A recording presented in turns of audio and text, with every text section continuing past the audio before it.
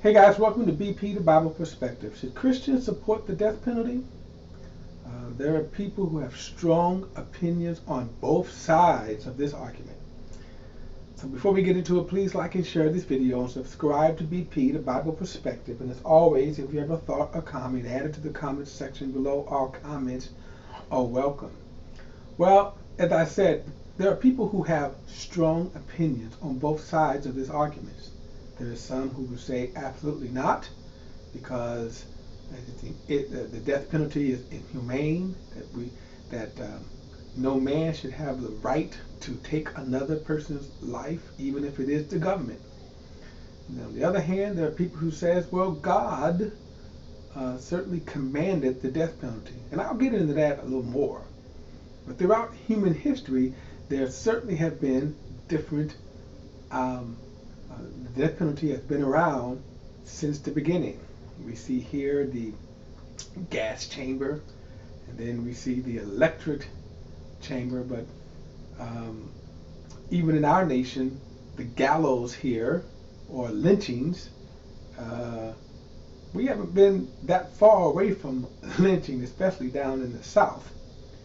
And then there is firing squads. And believe it or not, there's been talk about bringing back firing squads, as people are, again, debating whether or not we should have the death penalty. Of course, the other problem is, well, why do we have the death penalty? Now, on the one hand, there are people, as I said, who said that it is humane, that we shouldn't take the life of others. But then the question becomes, what about people who do heinous crimes? Now, on the other hand, from a Christian perspective, what do you do when someone who does commit a heinous crime, I mean really heinous, but then they come to the Lord? Ted Bundy, believe it or not, Ted Bundy, who was the infamous serial killer, actually professed Christ as his Lord and Savior. So the question is then, should he then have been put to jail? By the way, it was also said about Jeffrey Dahmer too, but okay, you know.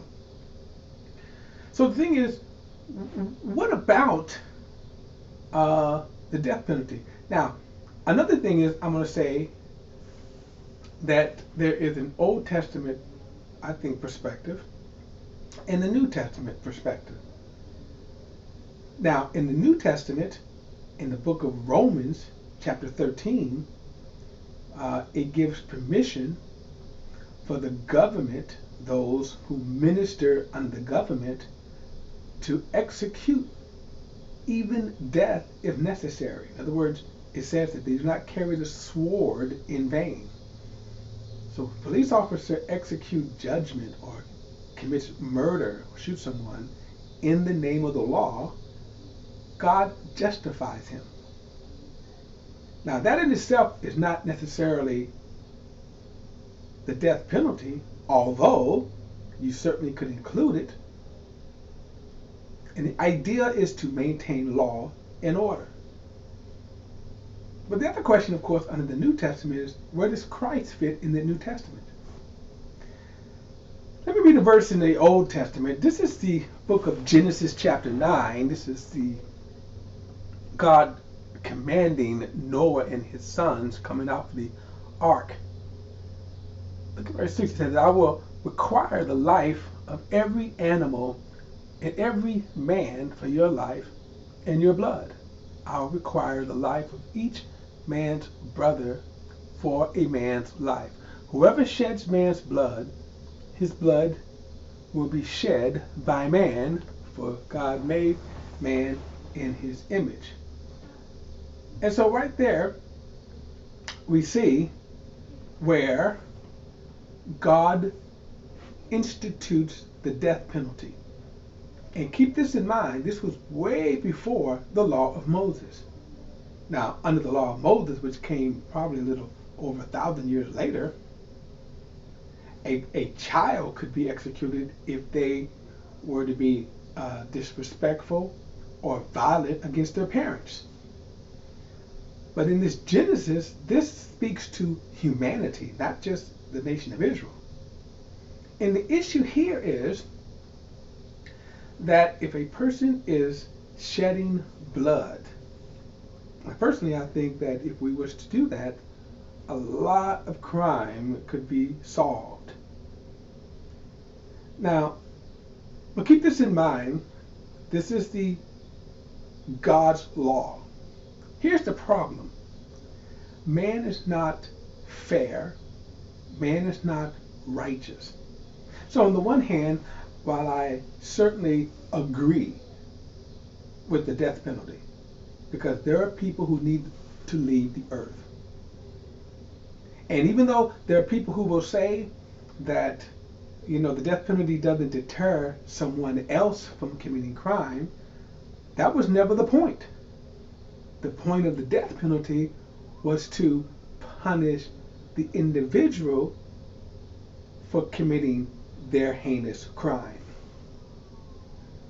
And while I agree with that, I also do not agree for those, in some cases, who are administering the death penalty, because man is not fair, man is not righteous, man is not just.